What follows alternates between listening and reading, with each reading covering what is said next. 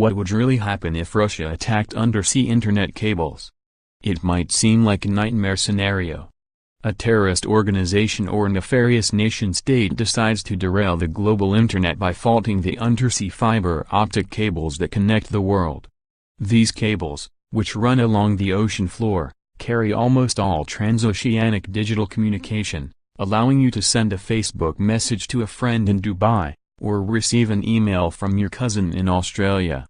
U.S. Navy officials have warned for years that it would be devastating if Russia, which been repeatedly caught snooping near cables, were to attack them. The UK's most senior military officer said in December that it would immediately and potentially catastrophically impact the economy were Russia to fault the lines. NATO is now planning to resurrect a Cold War-era command post in part to monitor Russian cable activity in the North Atlantic. The idea of the global internet going dark because some cables were damaged is frightening.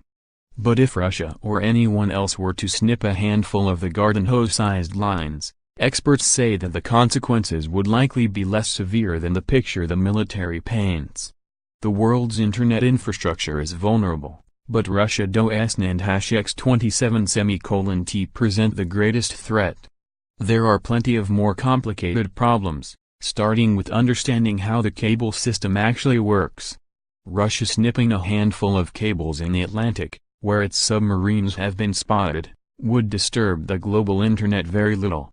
The amount of anxiety about somebody sabotaging a single cable or multiple cables is overblown, says Nicole Starozlsky, a professor at New York University who spent 6 years studying internet cables to write the Undersea network.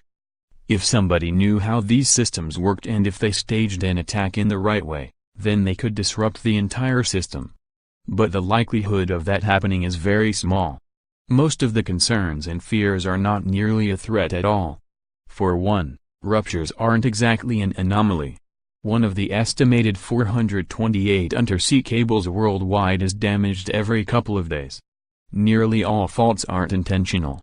They're caused by underwater earthquakes, rock slides, anchors, and boats. That's not to say that humans are incapable of purposefully messing with the cables. Off the coast of Vietnam in 2007, fishermen pulled up 27 miles of fiber cords, disrupting service for several months.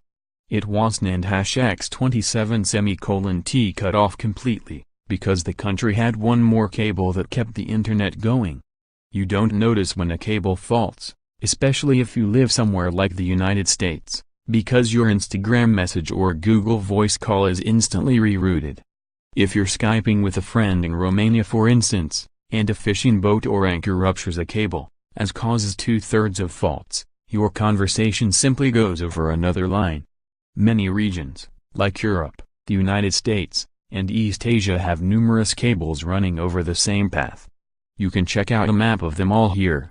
That means Russia snipping a handful of cables in the Atlantic, where its submarines have been spotted, would disturb the global internet very little.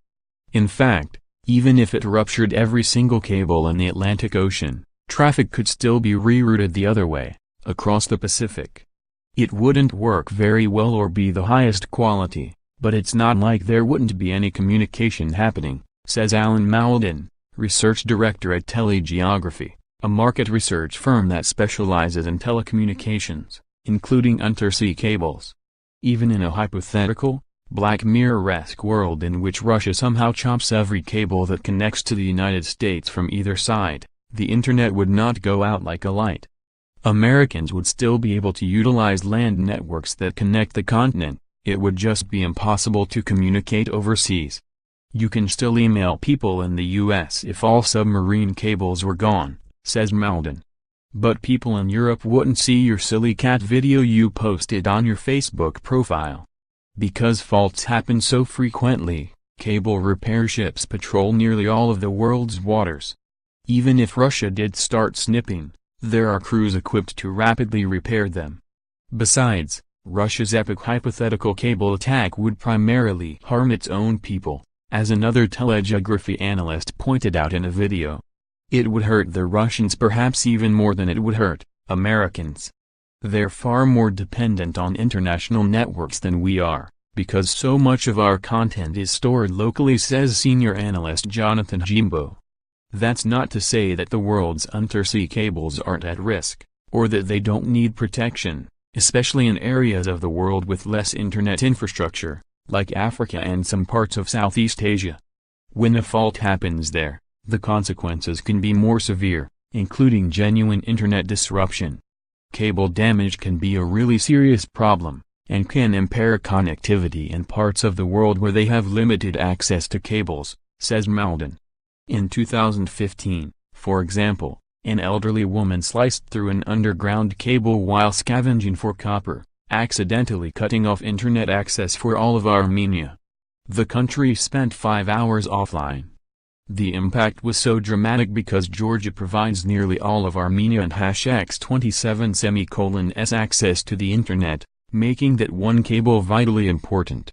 Undersea internet cables are surprisingly vulnerable. Photos of the submarine internet cables. The NSA probably tapped Facebook and Microsoft are laying a giant cable across the Atlantic. That single cable could be considered a choke point, or place where the internet infrastructure is at most risk, as Starosielski describes in a forthcoming article for the journal Limb. For example, in some areas, ocean cables must travel through narrow bodies of water that border several countries, like in the Strait of Malacca and the Red Sea. In these tight spots, there's a greater risk of threats like drop tankers. They're also potentially subject to geopolitical disputes, since a larger number of countries and companies have an interest in the lines that run through those waters. Several locales also serve as hubs for a large number of cables, and thus are sites of consolidated risk. If Egypt and #X27:s undersea cables ruptured, for instance, at least 1/3 of the global internet could go down, according to Starosielski's research. Fortaleza, a city in northern Brazil, is an undersea cable capital that connects North and South America. Were it compromised, it would take all data flowing from Brazil to the United States down with it. Sometimes, the global internet is threatened not by anchors and the like, but by bad policies. In 2011, for example, as Starosielski notes in her article, Indonesia required that only ships with an Indonesian crew fix ruptured cables in its waters. The problem was that no such ships existed, causing repair delays for not just the country, but other regions that routed through it. One thing we don't need to worry about are sharks. Despite numerous media reports, they, and other fish, don't pose a risk to the undersea cables we rely on to connect the world.